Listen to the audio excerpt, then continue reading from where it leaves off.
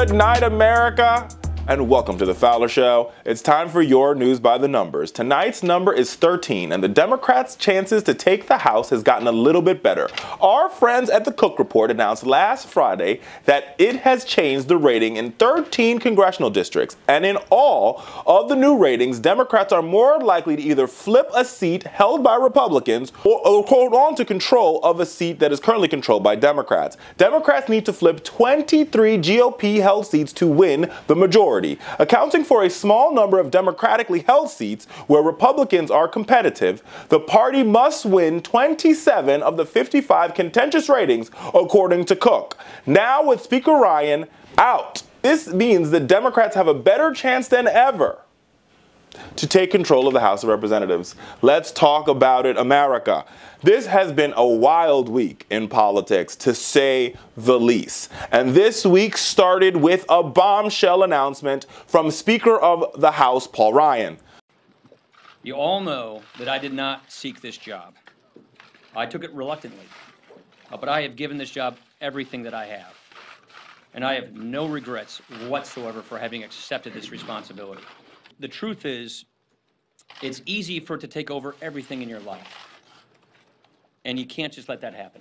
That's why today I am announcing that this year will be my last one as a member of the House. To be clear, I am not resigning. I intend to full my served term as I was elected to do.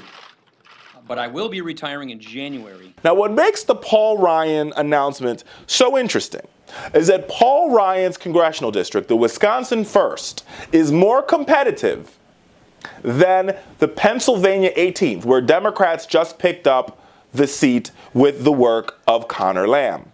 So now, put that all into play.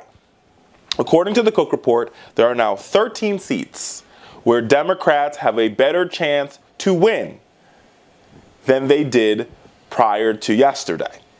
Now, here are these 13 seats. Pay attention, folks.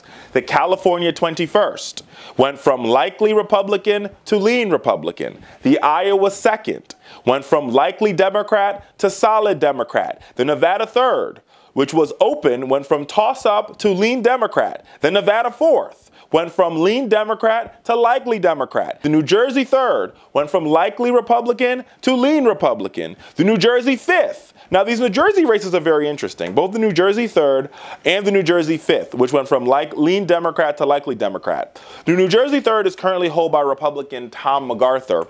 And the reason why these New Jersey seats are very interesting is because these New Jersey congressmen, right, these were the seats that the Trump tax cut had everything to do with them. Remember, in New Jersey is one of those states that benefited from the SALT, the state and local tax deduction, meaning they have a high state and local income tax that the folks paid.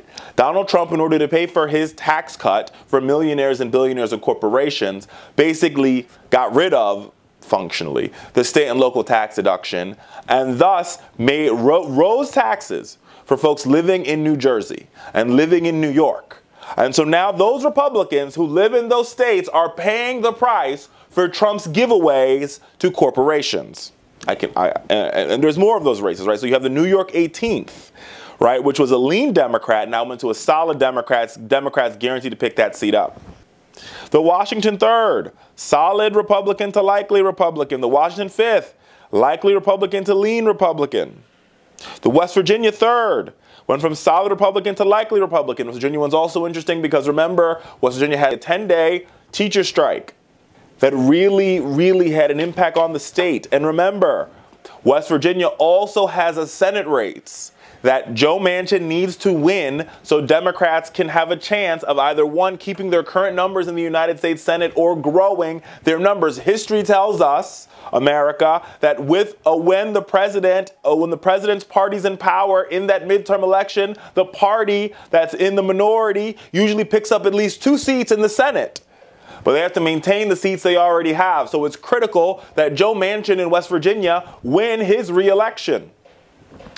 This is going to be an interesting midterm election, whether you like it or not. We're about 6 months out, and the stakes have never got hotter. It is too hot to touch. And I mean, Here's what you've got to know. The trouble for Republicans is that there is a significant advantage for Democrats. A 40% approval rating is quite low for a sitting president of the United States, less than a year and a half into his tenure. Many of the ratings are key Republican districts, such as Washington 5th, which President Trump won by 13 points. Add to the mix that 36 Republicans are not seeking re-election. Many of them committee chairmen, many of them some of the highest ranking Republicans in the United States Congress are saying, we're out, we're tired, we are throwing in the towel, including the Speaker of the House. This is unprecedented. And why is this unprecedented, America? Because they are tired of the Trump agenda too. This is going to be a fun one. We'll keep it here to the Fowler Show. We'll keep covering the midterm election.